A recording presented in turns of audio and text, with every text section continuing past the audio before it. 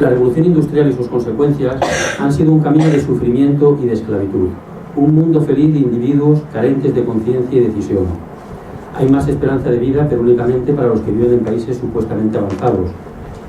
Ha desestabilizado a la sociedad, sometiendo al ser humano a indignidades inimaginables.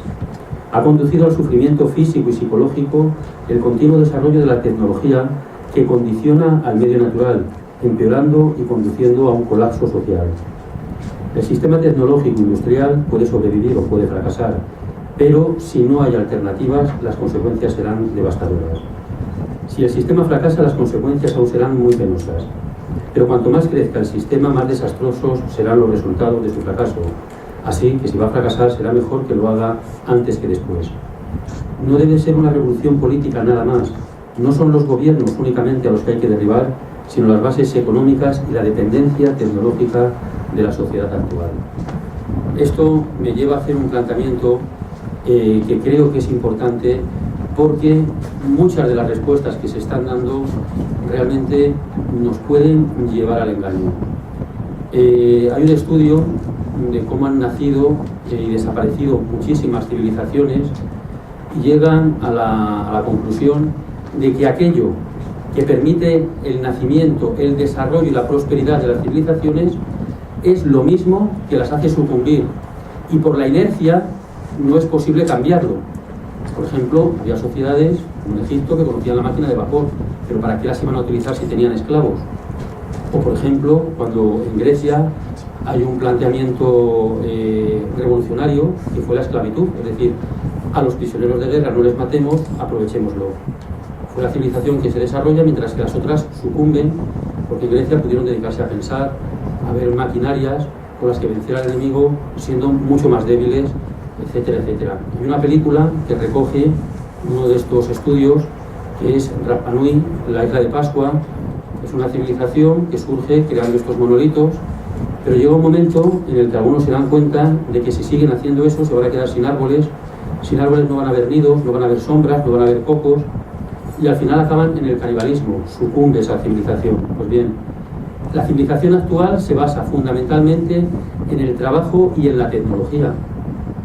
Y esto que nos ha creado una prosperidad increíble, inimaginable, es lo que, si seguimos empeñados en ello, nos lleva a una destrucción total, como ya está empezando a pasar. Y en este sentido, lo que yo planteo es que, por ejemplo, yo cuando he llegado ahora de León, hacía muchísimo tiempo que por circunstancias familiares no venía yo a Madrid, y la verdad es que me he quedado asombrado. Yo soy de Madrid, pero yo me marché hace mucho tiempo, y realmente llego a Sol, a la estación de metro, que ya no es Sol, es Vodafone, Sol, y resulta que yo no puedo hablar con nadie, no puedo preguntar cómo se llevan con Martín, porque no hay nadie, son máquinas para sacar. Yo no me puedo relacionar con nadie. Vas a preguntar a la gente y tienen miedo, creen que les vas a robar. Me he encontrado una sociedad absolutamente, me he dado cuenta de lo deshumanizada que está, y sin embargo no nos percatamos de eso más que cuando lo vemos desde fuera. Ahora vas al banco, quieres pagar, ya no hablas con alguien que dices, oiga, por favor, no tienes que ir al cajero, mire, es que yo no utilizo sistemas digitales de estos, entonces te toman por tonto. Al final tienes que dialogar con la máquina. Entonces, esta deshumanización que estamos normalizando es un producto de este efecto. Y ciudades tan enormes es un síntoma, porque también hay otra teoría en la que hablan de que las civilizaciones nacen en los pueblos y mueren en las ciudades. Y en las grandes ciudades ya no es muerte, puede ser un desastre. Entonces, en este sentido, hay una propuesta que no es producto de una divagación, no es producto de, se me ha ocurrido una idea, sino que responde al desarrollo de las teorías económicas. Es decir, hoy la renta básica responde a algo fundamental, algo que nosotros, cuando digo nosotros, digo un grupo de gente, que aquí hay algunas personas que estamos trabajando en el tema de la renta básica a través de nuestra asociación, hemos querido debatir en las universidades, en la Universidad de León en concreto, porque algunos profesores y algunos alumnos vieron que era interesante y, sin embargo, tuvieron que recurrir a la Junta Rectora para prohibir este acto, porque no se reunía el perfil, porque no éramos catedráticos. Pero y el pensamiento, además, queríamos debatir, no implantar nada, no enseñar nada, por una razón fundamental. Nuestro tema era el crecimiento económico, algo que hoy se repite permanentemente. Crecimiento económico dará puestos de trabajo con el crecimiento económico, queremos crédito para el crecimiento económico. Desde el año 91, 92, el crecimiento económico no genera empleo. En aquellos años, Nokia y diversas multinacionales aumentan sus beneficios tremendamente con la aplicación de la tecnología informática y más de la mitad de plantilla quedaba fuera. Cualquier desarrollo pasa por la tecnología, no por la mano de obra. Entonces el problema que nosotros hablábamos, que nosotros planteamos, es crecimiento económico ¿hasta dónde o hasta cuándo? Porque evidentemente un árbol crece, hasta un niño crece, hasta algo. Entonces, ¿hasta qué crecemos? ¿Hasta que destruyamos todo con una guerra, por ejemplo, e iniciemos un ciclo? Porque eso ha sido el origen de las guerras. Keynes escribió un libro, La guerra se puede evitar, pero había que crear puestos de trabajo y qué mejor que la maquinaria de guerra. Luego, claro, no tenían espacio vital, había que utilizarlas, había que conquistar territorio. Evidentemente, si nosotros ahora mismo destruimos todos los edificios que hay en Madrid, por ejemplo, pues crearíamos cantidad de puestos de trabajo para volverles a hacer. ¿Y crecimiento económico hasta dónde? Porque imaginemos que en Madrid, ¿cuántos edificios hay? ¿1 millón? ¿2 millones? ¿Cabrían 20 millones de edificios? ¿20.000 millones? No. No cabrían, aunque no hubiera gente, pero les hacemos. Pero llegará un momento en que físicamente no caben. Entonces nosotros lo que planteamos es crecimiento económico hasta que sea posible la renta básica. Es decir, es una respuesta a una cuestión puramente económica. Y al final nos damos cuenta de que la renta básica es un mecanismo de adaptación a la realidad tecnológica, que ha reducido los empleos, pero de manera increíble. Yo hoy en Sol, por ejemplo, siempre había muchísimas ventanillas, 5 o 6, había alguien que le informaba y tal, y hoy no había nadie. Hasta el punto de que yo le contaba antes en la comida de que yo llegué a un momento en que me planteé colarme para ver si los vigilantes eran drones o eran personas, por lo menos que alguien me tocara, que alguien me hablara, aunque fuera a decir, oye, usted no se cuele, pero algo. Es decir, allí hay máquinas, no hay puestos de trabajo. Adaptación a la globalización. No tiene nada que ver esta crisis con la crisis del 29. La crisis del 29 querías huevos y no había, querías una bici y no había. Hoy sobra de todo. Y otra cuestión fundamental es adaptación a permitir un desarrollo sostenible, porque estamos degradando el planeta a pasos agigantados. Pero ¿qué ocurre? Aquí me alegra mucho ver gente de la vieja guardia, de los verdes, de grupos ecologistas, que participamos en pequeñas, grandes batallas por defender el medio ambiente, pero llegó un momento en que siempre era la misma historia, coger firmas, denunciar, no sé qué, la ley de evaluación de impacto ambiental, que si se hace, que si no, pero descubrimos algo importantísimo, y es que el denominador común de todo el deterioro del medio ambiente, de la destrucción de la naturaleza, son los intereses económicos.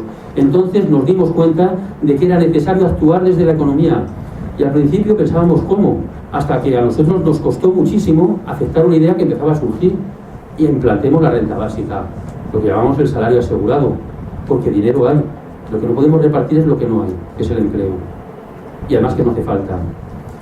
Entonces, ¿qué ocurre? Que llegamos a las bases y a los fundamentos de la economía, que se basa en algo que definió Samuelson, que recoge de diversas teorías que van llegando, y define la economía como el reparto de los recursos escasos. Entonces, evidentemente, con los recursos escasos hay que repartir estos recursos a través del empleo para que no sean escasos. Pero ¿y si los recursos son abundantes, incluso excedentarios? ¿Seguimos aplicando las mismas normas de trabajo? ¿Seguimos aplicando la misma lógica de crear empleo? ¿Para qué? Porque además, si quisiéramos crear empleo, bastaría quitar los semáforos. Serían 3 turnos de trabajo. Se crearían 7.423.000 empleos. Pero si además quitamos los pasos de cebra, serían hasta 23 millones de puestos de trabajo. Es decir, sería posible. El problema es que es absurdo. Pero como absurdo está siendo cualquier política económica y cualquier teoría de economía política basada en el crecimiento, pero no nos damos cuenta. ¿Pero qué ocurre? Que el trabajo ha perdido su condición, ha dejado de ser trabajo. ¿Qué es el trabajo? La manera de resolver necesidades. Pero a partir de los años 60 hubo un proceso en el que como el trabajo hay que trabajar porque siempre hemos trabajado a lo largo de millones de años, pues hay que seguir trabajando. Entonces ya no resolvía las necesidades, sino que teníamos que crear necesidades de consumo. Y al final el trabajo se ha convertido en un fin en sí mismo. Las políticas económicas van encaminadas a la finalidad de crear puestos de trabajo, hasta el punto de que ya el empleo no genera riqueza, sino que la riqueza de un país se emplea para crear trabajo. Es decir, el trabajo nos cuesta dinero. Ha sido vergonzoso, y hoy como ya no hay más dinero público, de que cada puesto de trabajo en la minería nos ha costado 8 millones al mes, 8 millones de pesetas al mes. Esto es increíble, pero así ha sido, y además en qué ha ido, en forma de beneficio. El último gran proyecto de gastar dinero para crear puestos de trabajo, que luego no les creó, hay una serie de teorías económicas que avalaban que, por ejemplo, el Plan E no iba a generar empleo como no generó. Nosotros enviamos una carta y un estudio al Ministerio de Economía, luego el ministro dimite, no sale la razón, pero yo creo que se avergonzaría de que un grupo pequeño, que no éramos catedráticos, sabíamos que el Plan E iba a aumentar el paro. Es decir, en el Plan E, todos los estudios que hemos hecho, resulta que el 17% iba para pagar salarios, un 10% para material, para cosas que necesitaran, y el resto, beneficios, gestión de empresa. Había una norma que cuando decían los modelos keynesianos que trabajo público, dinero público, inversión pública para trabajo público, pero ahora se va a través de empresas. Entonces, ¿cuál es el denominador común de la corrupción? Todos los casos que cojamos, desde el Gürtel, desde Gandarín, desde lo de Cans, lo de los seres de Andalucía, todos tienen un mecanismo, que es pasar dinero público, bien sea a través de parques, bien sea a través de obras, bien sea a través del AVE, bien sea a través de lo que sea de aeropuertos, que no valen para nada, que cuestan al erario público permanentemente, aparte del dinero que se da, el mantenimiento, y no da ninguna rentabilidad, pero como creaba puestos de trabajo, creaba expectativas, nos engañaban de esa manera, han adaptado nuestro pensamiento a dejarnos engañar de esa manera.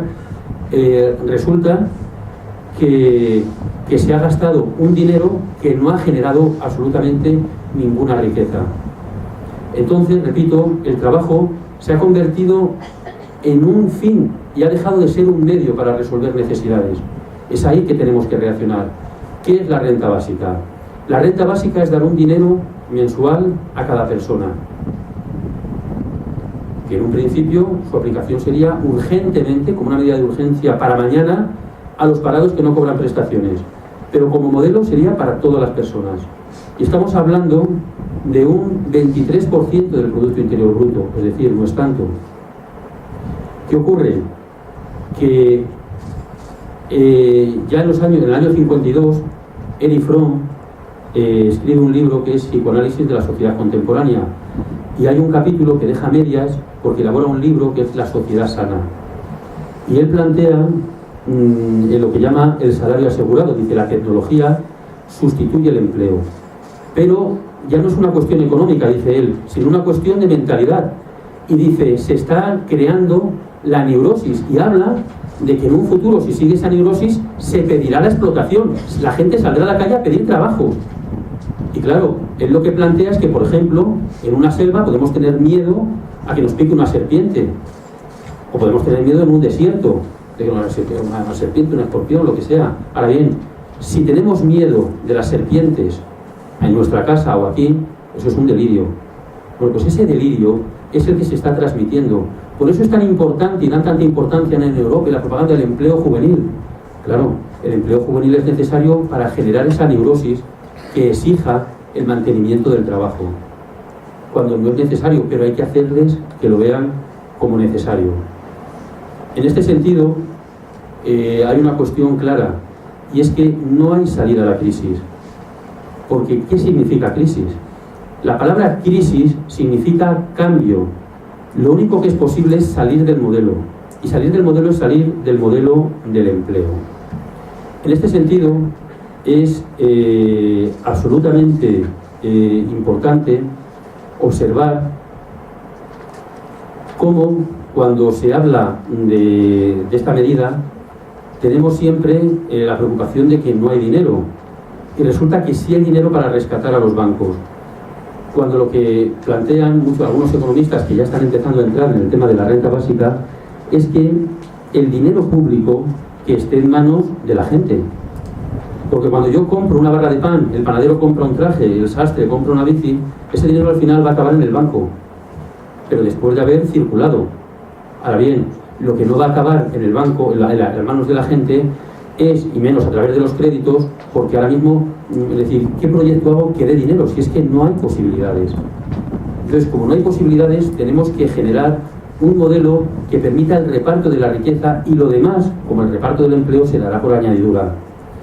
En este sentido, y ya para terminar, vemos que la política del empleo, en la forma que sea, es la economía de la corrupción, porque en función de crear puestos de trabajo se quieren subvencionar, se quieren dar dinero a los bancos. Por ejemplo, fijaros en Madrid, resulta que para generar empleo se habla del proyecto Eurovegas, que es un desastre, aparte de una máquina de blanqueo de dinero, aparte de lo que sea, pero resulta que lo que no dicen es que bancos que han sido rescatados con dinero público tienen que invertir el 70% de la inversión para que luego se la lleve un señor, y todos están contentos.